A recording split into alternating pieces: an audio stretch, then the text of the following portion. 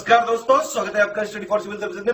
देखिए, study for civil services के छात्र हैं तो ये वाला टेलीग्राम जरूर ज्वाइन करके रखिए। यूट्यूब चैनल में हमारे साथ है तो भी ये वाला टेलीग्राम ज्वाइन करना बहुत ज्यादा जरूरी है। सारे नोटिफिकेशन, सारे अपडेट, सारे मोस्ट इंपोर्टेंट पिक्स, सारा रिवीजन सब कुछ यहाँ पे बताया जाता है। टेस्ट को ध्यान से अटेम्प्ट करिए और बताइए कितना स्कोर आपने किया है, कितने सही किए हैं टोटल क्वेश्चन में से। सभी लोग अपना अपना स्कोर जरूर कमेंट करिए। 13 जून 2021 को यूपीपीएससी का पीसीएस एग्जाम है और आरओ का जो यूपीपीएससी वाला है 1 अगस्त 2021 को एग्जाम है। दोनों के लिए paid book, full paid book भी चालू हो चुके हैं। टेस्ट सीरीज वाला पेड बुक भी चालू हो चुका है। इन नंबर पे आप कॉल कर सकते हैं या फिर व्हाट्सएप कर सकते हैं 856090966089 पे, या फिर मुझे डायरेक्ट व्हाट्सएप कर सकते हैं 7862 पे किसी जानकारी। नमस्कार, मैं हूं ओम द्विवेदी और स्वागत है आपका स्टडी फॉर सिविल सर्विसेज में, जिसमें आज हम ज्योग्राफी के कुछ प्री रिलेटेड क्वेश्चंस डिस्कस करेंगे। और शुरू करने से पहले मैं आपको बता दूं कि स्टडी फॉर सिविल सर्विसेज के कई फ्री और पेड कोर्सेज यूट्यूब और टेलीग्राम पर मौजूद हैं, जिन्हें आप इस लिंक के थ्रू और इन दो नंबर्स पे कॉल करके ज्वाइन कर सकते हैं।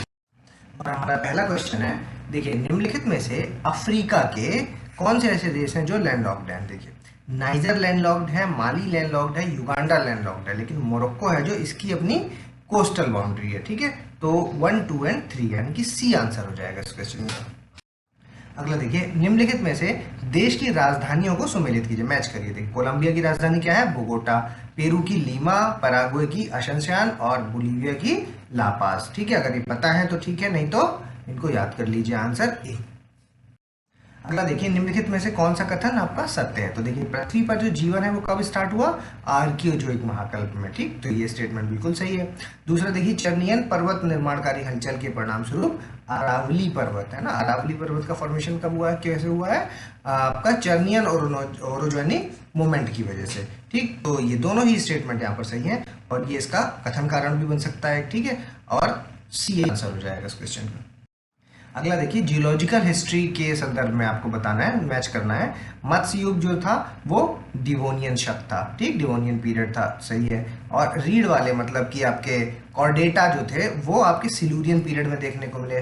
ठीक, उसके बाद उभयचर थे वो आपको कार्बोनीफेरस में मिले और सरीसृप थे वो आपके ट्रियासिक पीरियड में मिले। ठीक है, तो ये सभी सही मैच्ड है। आंसर इसका ए हो जाएगा, मैच करना था। ठीक है, अगला देखिए, ये जो आइस एज हैं कुछ, ये दिए हुए हैं सारे।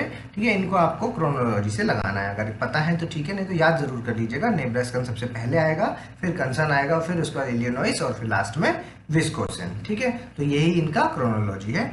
तो ये सही लगी हुई है, आंसर ए हो जाएगा। ठीक, अगला देखिए, निम्नलिखित में से क्या सत्य है। देखिए, निचले मेंटल के आधार पर पी तरंगों की गति में अचानक वृद्धि होकर लगभग 13.5 किलोमीटर पर सेकेंड हो जाती है। तो ये स्टेटमेंट सही होता क्या है? बेसिकली पी वेव की जो गति है उसमें अचानक वृद्धि चट्टानों के घनत्व में एकाएक जो वृद्धि हो जाती है। ठीक है, 5.5 से 10 हो जाती है जब, तो उसके कारण होती है। ठीक, क्योंकि पी वेव की जो गति है वो घनत्व के बढ़ने के साथ, मतलब डेंसिटी के बढ़ने के साथ बढ़ती है, और है ना, स्पीड है जो वो डेंसिटी के बढ़ने के साथ बढ़ती है।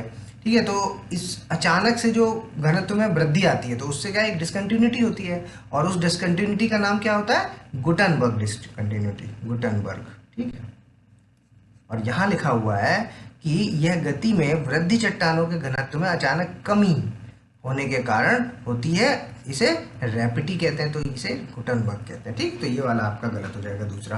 पहला वाला यहाँ पर सही है, आंसर ए हो जाएगा इसका। अगला देखिए, एल्फ्रेड वेगनर की जो महाद्वीपीय विस्थापन का सिद्धांत है, कॉन्टिनेंटल ड्रिफ्ट की थ्योरी है, उसके प्रमाण पूछे गए हैं। ठीक है, कौन कौन से इसमें से प्रमाण है? तो देखिए, अटलांटिक महासागर है, उसके पूर्वी तट में और पश्चिमी तट में। ठीक है, उसमें भौगोलिक एक रूपता देखने को मिलती है, बिल्कुल सही स्टेटमेंट है। जब आप नॉर्थ अमेरिका को और इधर यूरोप और इधर साउथ अमेरिका को और इधर अफ्रीका को देखते हैं, तो जब मैप देखेंगे तो आपको महसूस होगा कि ये खांचा है इसका, जो यहाँ पर कभी ये सब एक साथ रहा होगा और ये खिसक के इधर पहुंच गया। सेम ये चीज़ इसके साथ भी है ना। बनावट इसकी इस तरह की है कि ये अगर यहाँ पर सेट कर दिया जाए दोनों को तो एक दूसरे के साथ फिट हो जाएंगे। ठीक, तो ये जिग्सॉ फिट स्ट्रक्चर कहते हैं इसको।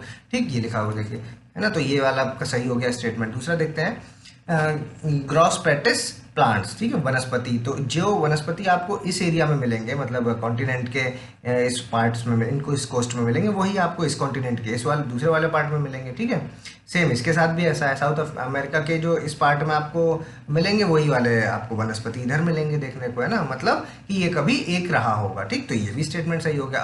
अगला देखिए, हिमानी निर्मित टाइलाइट चट्टान है। ठीक है, सेम रॉक्स भी वहाँ पर यही है, जो रॉक्स इधर है वही रॉक्स इधर है। ठीक है, तो मतलब पता चलता है कि ये कभी सेम रहा होगा। ठीक, उसके बाद आपका लेमूर और मेसोसाइस जीवाश्म। ठीक है, तो ये जीवाश्म भी है, सेम है, जो यहाँ मिलते हैं वही यहाँ पर मिलते हैं। ठीक है, तो क्योंकि यहाँ पर ये सारे प्रमाण सेम मिलते हैं, तो इसकी वजह से कहा जा सकता है कि महाद्वीप है जो वो खिसक गया होगा, मतलब विस्थापन का जो सिद्धांत है वो प्रूफ होता है यहाँ से। ठीक है, तो आंसर हो जाएगा इसका डी, चारों सही है।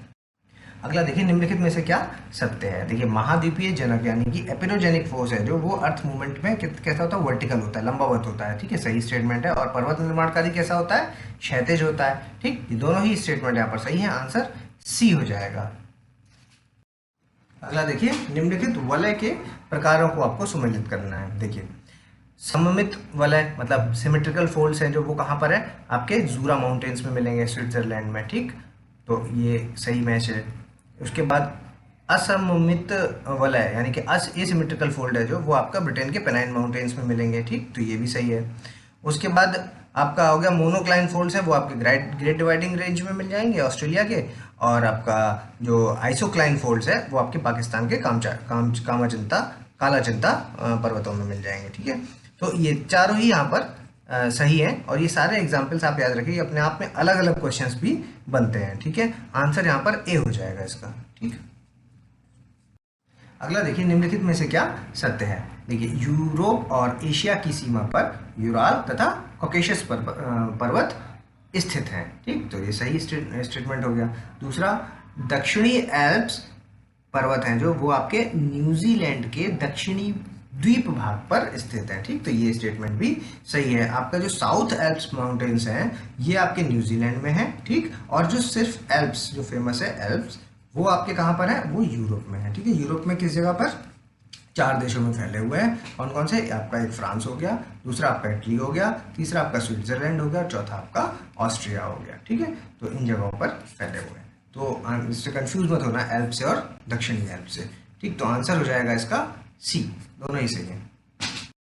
अगला देखिए, निम्नलिखित में से क्या सही है। देखिए, पठार का जीर्णावस्था मतलब ओल्ड एज होने के बाद अगर वो फिर से उभार लेता है तो उसको क्या कहते हैं, इस तरह के पर्वतों तो इनकी हाइट बढ़ जाती है और इनको कहते हैं रिजुविनेटेड प्लेट्यूज। ठीक, तो ये स्टेटमेंट सही है। और इसके एग्जांपल्स क्या है, कोलोराडो प्लेट्यू, अपलेशियन प्लेट्यू और मध्यरांची पठार, ये सब रिजुविनेटेड के एग्जाम्पल हैं। तो ये गलत हो गया क्योंकि ये रिजुविनेटेड के एग्जाम्पल्स में अगर बात करें तो मिसौरी प्लेट्यू। ठीक है, और ये कहाँ पर है, आपका यूएसए में।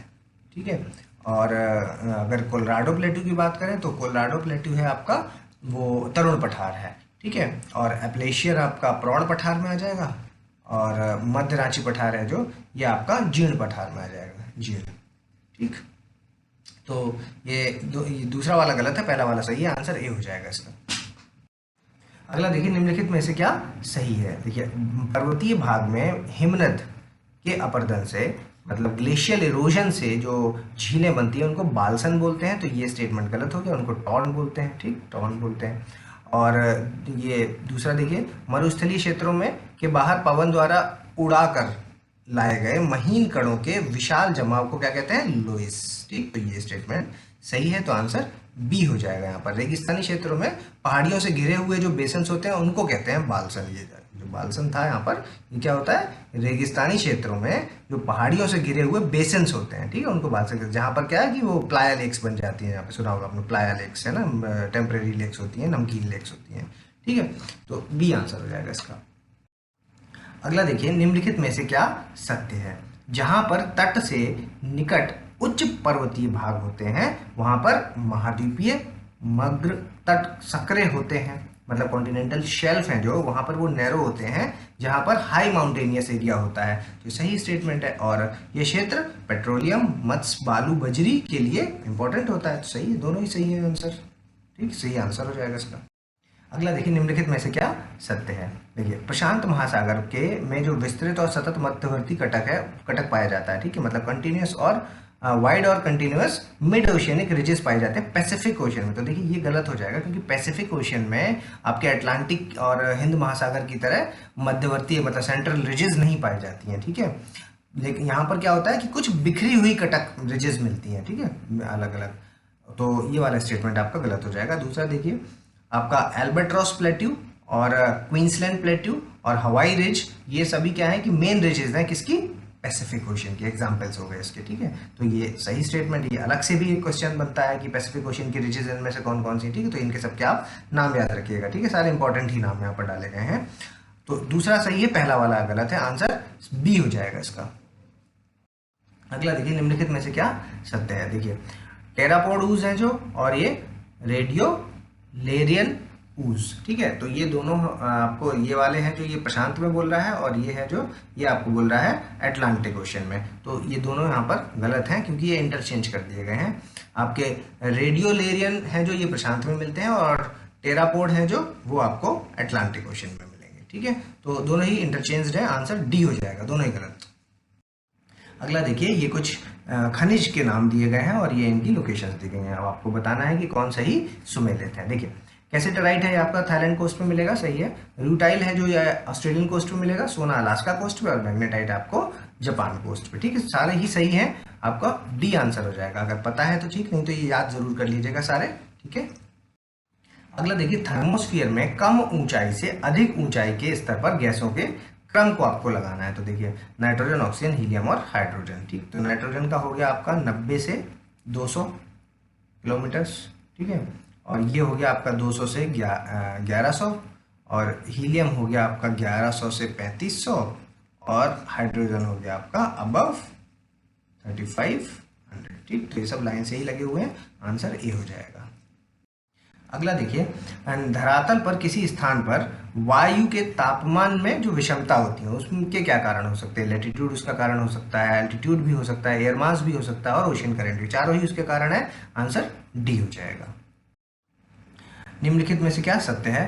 तापीय प्रतिलोमन के कारण वायुमंडल में स्थिरता आ जाती है क्योंकि वायु का ऊपरमुखी संचलन नहीं होता है, यानी कि अपवर्ड मूवमेंट है जो उसका नहीं होता है, इसलिए थर्मल इन्वर्जन में आपके स्टेबिलिटी देखने को मिलती है एटमॉस्फेयर के अंदर, ठीक है। तो ये सही स्टेटमेंट है। और दूसरा देखिए, तापीय प्रतिलोमन यानी कि आपका थर्मल इन्वर्जन है जो, उसके कारण वर्षा की संभावनाएं कम हो जाती हैं, ठीक। तो दोनों ही स्टेटमेंट यहाँ पे सही है, एक फैक्चुअल इंफॉर्मेशन भी है, आंसर सी हो जाएगा इसका। अगला देखिए, निम्नलिखित में से स्थानीय पवनों को सुमेलित करना। देखिए जोंडा, पहले तो ये है कैसी, जोंडा गर्म है, ये भी याद रखना है साथ में, ठीक है। ये गर्म है और कहाँ मिलती है, आपके एंडीज के मैदानों पर मिलती है, ठीक। और लेवेंडर है जो, ये कैसी है, ये आपकी कोल्ड है, ठीक। और कहाँ मिलेगी, स्पेन में मिलेगी, ठीक है। और पेम्पेरो है जो, ये कैसी है, पेम्पेरो है आपकी कोल्ड, ठीक। और ये आपका अर्जेंटीना में मिलेगी। और सांता आना है जो, वो आपकी गर्म है, मतलब वार्म है, ठीक है। और ये आपको यूएसए में मिलेगी, ठीक। तो ये सभी मैच्ड है, आंसर ए हो जाएगा। अगला देखिए, विषुवत रेखीय क्षेत्रों में आपका वायुमंडल के संगठन के बाद किस प्रकार के बादलों का निर्माण होता है। देखिए स्ट्रेटस क्लाउड स्तरीय में, वर्षा स्तरीय में, कपासी या फिर कपासी वर्षा। तो आंसर हो जाएगा क्यूमुलोनिम्बस क्लाउड्स, ठीक, कपासी वर्षा में। अगला देखिए, थॉर्नवाइट ने अपने जलवायु विभाजन में किन तत्वों को आधार माना है। वर्षण प्रभाविता मतलब प्रेसिपिटेशन इफेक्टिवनेस को माना है, तापीय दक्षता यानी थर्मल एफिकेसी को माना है, एफिशिएंसी कह सकते हैं आप, वर्षा का मौसमी वितरण यानी कि seasonal distribution of the rainfall को भी माना है, और वनस्पति को नहीं माना है। वनस्पति को मानने वाले कौन है, कोपेन, ठीक है। कोपेन ने क्या, वनस्पति को माना है, तापमान को माना है और वर्षा को माना है, ठीक। इन तीन चीजों को कोपेन ने मांगा है, थॉर्नवाइट ने इन तीन चीजों को माना है, ठीक। तो याद रखिएगा, आंसर हो जाएगा 1, 2 और 3 यानी कि ए। अगला देखिए, निम्नलिखित में से क्या सत्य है। देखिए भूमध्य रेखीय जलवायु क्षेत्रों में अधिकतम जो वर्षा का तापमान है, ठीक है, टेम्परेचर की बात हो रही है, वो 5 डिग्री सेल्सियस, और अगर वर्षा की मात्रा कहें तो तापमान 5, वर्षा की मात्रा 200 सेंटीमीटर। तो सही स्टेटमेंट है। और मानसून प्रदेश जलवायु में वार्षिक तापांतर मतलब ड्यूरनल टेम्परेचर है जो, वो 15 डिग्री सेल्सियस, और जो वर्षा की मात्रा है वो कितनी है, 40 सेंटीमीटर से लेकर के 200 सेंटीमीटर तक, ठीक। तो दोनों ही स्टेटमेंट यहाँ पर सही है, आंसर सी हो जाएगा। अगला देखिए, एशिया महाद्वीप के निम्नलिखित पर्वतों को आपको मिलाना है। माउंट ब्रोमो इंडोनेशिया में है, माउंट सारामती म्यांमार में है, माउंट तेनसा आपका थाईलैंड में है, और माउंट ध्यांसा आपका चीन में है, ठीक है। Answer A. अगला देखिए, निम्नलिखित में से कौन से सागर है जो पैसिफिक ओशन का पार्ट है। तो बांदा सागर है, सेलिबिस है, आपका तिमोर भी है, ठीक है। कारा सागर नहीं होगा, कारा सागर आपका अटलांटिक ओशन का पार्ट है, ठीक है। इनको मैप में जरूर लोकेट करें एक बार, आंसर हो जाएगा 1, 2 और 4 यानी कि सी आंसर। अगला देखिए, निम्नलिखित में से कौन से देशों को सम्मिलित रूप से स्कैंडिनेवियन कंट्रीज कौन किनको कहा जाता है? तो नॉर्वे, स्वीडन, डेनमार्क और आइसलैंड, इन चारों को मिला करके स्कैंडिनेवियन कंट्रीज कहा जाता है। तो आंसर हो जाएगा डी। अगला देखिए, निम्नलिखित में से क्या सत्य है? देखिए, डेन्यूबे नदी है जो वो कैस्पियन सागर में गिरती है, तो ये वाला स्टेटमेंट गलत हो जाएगा, क्योंकि डेन्यूबे है जो वो ब्लैक सी में गिरती है, ठीक है, काला सागर में। और वोल्गा और यूराल कहाँ पे गिरती हैं? ये आपका कैस्पियन सी में गिरती है, ठीक है। तो ये दोनों इंटरचेंज है, दोनों ही गलत हो जाएंगे, आंसर डी हो जाएगा। अगला देखिए, अफ्रीका के ऐसे कौन से देश हैं जो रेड सी के साथ जुड़े हुए हैं? मिस्र जुड़ा हुआ है, सूडान जुड़ा हुआ है, एरिट्रिया भी जुड़ा हुआ है और जिबूती भी जुड़ा हुआ है। तो सारे ही यहाँ पर जुड़े हुए हैं लाल सागर के साथ, तो आंसर डी हो जाएगा इसका। अगला देखिए, यूएसए की निम्नांकित स्थल आकृतियों को उत्तर से दक्षिण में आपको लगाना है। मैकिन्ले चोटी, आपका कोलंबिया पठार, ग्रेट बेसन और कोलोराडो प्लेट्यू, ठीक है। तो इनको एक बार मैप में लोकेट कीजिए, और ये सब उत्तर से दक्षिण ही लगे हुए हैं, आंसर ए हो जाएगा। अगला देखिए, प्रसिद्ध नियाग्रा जलप्रपात है जो वो किन झीलों के बीच में बना हुआ है? एक सुपीरियर और हुनरू के बीच में, मिचिगन और एरी के बीच में, एरी और ओंटारियो के बीच में, या हुनरो या ओंटारियो के बीच में? तो इस क्वेश्चन का आंसर हो जाएगा सी, एरी और ओंटारियो के बीच में बना हुआ है, ठीक है, आंसर सी। अगला देखिए, निम्नलिखित में से क्या सत्य है? सादिया के पास दिहांग नदी में दो सहायक नदियां, एक आपकी दिबांग और एक लोहित, दोनों मिलती हैं, बिल्कुल सही है। और दिबांग और लोहित नदी के मिलने के बाद दिहांग नदी का नाम क्या हो जाता है? ब्रह्मपुत्र, ठीक। दोनों ही स्टेटमेंट यहाँ पर सही है, आंसर सी। अगला देखिए, निम्नलिखित में से क्या सत्य है? ब्राह्मणी नदी और सुवर्ण रेखा नदी, ठीक है, ये क्योंझर पठार से निकलती हैं, तो ये हो गया आपका गलत, क्योंकि ब्राह्मणी और सुवर्ण रेखा छोटा नागपुर प्लेट्यू में रांची के दक्षिण पश्चिमी से निकलती है, ठीक है। और वैतरणी नदी छोटा नागपुर प्लेट्यू से निकलती है, तो ये भी गलत हो जाएगा, क्योंकि वैतरणी नदी है जो वो आपकी क्योंझर पठार से निकलती है, ठीक, इंटरचेंज थे दोनों, आंसर डी। अगला देखिए, निम्नलिखित को पश्चिम से पूर्व की ओर व्यवस्थित करना है। ये कुछ कैपिटल्स हैं, आप एक बार मैप में जरूर लोकेट कीजिए इनको। सबसे पहले अगरतला, ठीक है, उसके बाद फिर दिसपुर आएगी, फिर ऐजॉल और फिर ईटानगर, ठीक है। ये चारों इसी सीक्वेंस में है, पश्चिम से जब हम पूर्व लगाते हैं तो आंसर ए हो जाएगा इसका। अगला देखिए, पुडुचेरी केंद्र शासित प्रदेश के अंतर्गत संबंधित क्षेत्र हैं जो वो उनके राज्यों के साथ आपको मिलान करना है। तो पुडुचेरी तमिलनाडु में है, कराईकल भी तमिलनाडु में है, यनम आपका आंध्र प्रदेश में और माहे आपका केरल में, ठीक, चारों यहाँ पर सही है, याद कर लीजिएगा अगर नहीं पता हो। तो आंसर हो जाएगा इसका डी। अगला देखिए, निम्नलिखित नगरों को पश्चिम से पूर्व की ओर व्यवस्थित करना है आपको। तो सबसे वेस्ट में हो जाएगा आपका बेंगलोर, फिर भोपाल, फिर हैदराबाद और फिर लखनऊ, ठीक है, सभी सही लगे हुए हैं, आंसर ए। निम्नलिखित में से क्या सत्य है? देखिए, गोंडवाना क्रम की चट्टानों का निर्माण कार्बोनीफेरस युग के जुरासिक युग के दौरान हुआ है, तो ये स्टेटमेंट आपका सही है।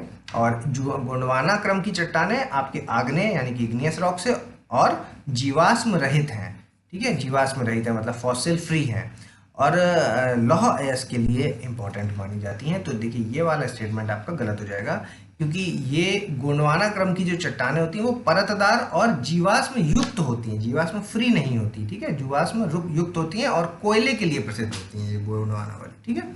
तो दूसरा वाला आपका गलत हो जाएगा, पहला सही है, आंसर ए हो जाएगा। अगला देखिए, मध्य हिमालय में कांगड़ा घाटी और कुल्लू घाटी, इसके बारे में निम्नलिखित कथनों पर में से कौन सा सत्य है? देखिए, कांगड़ा घाटी व्यास नदी के दक्षिण भाग तक है तथा यह नमन घाटी है, ठीक है, स्ट्राइक वैली इसको बोलते हैं, तो ये सही स्टेटमेंट है। और दूसरा देखिए, कुल्लू घाटी रावी नदी के ऊपरी भाग तक है तथा यह एक अनुप्रस्थ घाटी है। अनुप्रस्थ घाटी का मतलब ट्रांसवर्स वैली है, ठीक है। तो ये दोनों ही फैक्चुअल इंफॉर्मेशन सही है, आंसर यहाँ पर सी हो जाएगा। अगला देखिए, निम्नलिखित दर्रे हैं जो उनको आपको नॉर्थ से साउथ लगाना है। तो सबसे ऊपर आ जाएगा आपका बुर्जिला, फिर आ जाएगा आपका जोजिला, फिर आ जाएगा आपका पीर पंजाल और फिर आ जाएगा आपका बनिहाल, ठीक है, इसी सीक्वेंस में लगेंगे, आंसर ए हो जाएगा इसका। अगला देखिए, निम्नलिखित में से क्या सत्य है? देखिए, 16 डिग्री नॉर्थ अक्षांश की रेखा सह्याद्री को उत्तरी सह्याद्री तथा दक्षिणी सह्याद्री में बांटती है, तो ये स्टेटमेंट सही है। और उत्तरी सह्याद्री ग्रेनाइट तथा नीस की चट्टानों से बनी होती है, जबकि दक्षिणी सह्याद्री है जो वो बेसाल्टिक लावा चट्टानों से बनी हुई है। तो ये वाला स्टेटमेंट आपका गलत हो जाएगा, क्योंकि जो उत्तरी सह्याद्री है वो आपका बेसाल्टिक लावा से निर्मित है, जबकि दक्षिणी सह्याद्री है जो गोवा से लेकर दक्षिण तक, गोवा से नीचे तक, जो ये मुख्यतः किससे बनी हुई है, आर्कियन युग की ग्रेनाइट और नीस से बनी हुई है। ठीक है, तो ये दूसरा वाला गलत, पहला वाला यहाँ पर सही है, आंसर ए हो जाएगा इसका। अगला देखिए, निम्नलिखित में से क्या सही है। अंडमान द्वीप का सर्वोच्च शिखर क्या है, सैडल पीक, जो कि नॉर्थ अंडमान में स्थित है, सही स्टेटमेंट है। और निकोबार द्वीप का सर्वोच्च शिखर क्या है, माउंट धुलियार। ठीक, तो दोनों ही स्टेटमेंट यहाँ सही है, आंसर सी। अगला देखिए, निम्नलिखित में से क्या सत्य है। देखिए, दक्षिण पश्चिमी मानसून पवनें हैं जो, उनको दक्षिण पूर्वी व्यापारिक पवनों के विस्तार के रूप में देखा जाता है, सही स्टेटमेंट है। और दक्षिण पूर्वी व्यापारिक पवनों लगभग 40 डिग्री से 60 डिग्री पूर्वी देशांतर रेखाओं के बीच भूमध्य सागर को पार करके भारतीय उपमहाद्वीप की ओर विक्षेपित हो जाती हैं। ठीक है, तो ये वाला भी स्टेटमेंट सही है, दोनों यहाँ पर सही है और आंसर हो जाएगा सी। अगला देखिए, दक्षिण पश्चिमी मानसून द्वारा पश्चिमी घाट के पूर्व की तरफ रेन शेडो एरिया, जो वृष्टि छाया प्रदेश है, उसमें अत्यंत कम बारिश क्यों होती है। सामान्य दर से ताप वृद्धि के कारण, सामान्य दर से ताप ह्रास के कारण, एडियाबेटिक दर से ताप वृद्धि के कारण, या फिर एडियाबेटिक दर से ताप ह्रास के कारण। तो देखिए आंसर इसका सी हो जाएगा, एडियाबेटिक दर से ताप वृद्धि के कारण। क्योंकि होता क्या है बेसिकली कि मानसूनी हवाएं हैं जो, वो पश्चिमी घाट में आपके पश्चिम की ओर क्या होता है, टकराती हैं और फिर ऊपर उठती हैं, और जब वो ऊपर उठती हैं तो इस एरिया में आपके 200 से 250 सेंटीमीटर के आसपास बारिश कराती हैं। और फिर जब वो ईस्ट की ओर, पूर्व की ओर बारिश होने के बाद, जब पश्चिमी घाट में पूर्व की ओर, ठीक है, क्षेत्रों में जब ये नीचे उतरती हैं, इन क्षेत्रों में जब वो नीचे उतरती हैं, तो हवाओं के उतरने के साथ साथ, मतलब हवाएं जब डिसेंट्स होती हैं, तो उसके साथ क्या होता है कि दबाव बढ़ने के कारण प्रेशर कम हो जाता है। तो प्रेशर जब कम होता है तो उससे क्या होता है कि एडियाबेटिक दर से टेम्परेचर में वृद्धि आ जाती है। ठीक है, एडियाबेटिक रेट से टेम्परेचर में वृद्धि आ जाती है। और इन क्षेत्रों में बारिश जो होती है वो कितनी होती है, 40 से लेकर के 70 सेंटीमीटर तक। ठीक है, तो इसलिए इसको क्या कहते हैं, रेन शेडो एरिया। ठीक है, तो आंसर इसका सी हो जाएगा। अगला देखिए, निम्नलिखित में से मृदा खनिज कणों के व्यास के हिसाब से, मतलब डायमीटर के हिसाब से आपको इनके घटते हुए क्रम में लगाना है। तो देखिए, बारीक बजरी यानी कि फाइन ग्रेवल जो है, ये होती है 2 mm से 5 mm तक। ठीक है, और मोटी बालू है जो, ये 0.2 mm से 2 mm तक।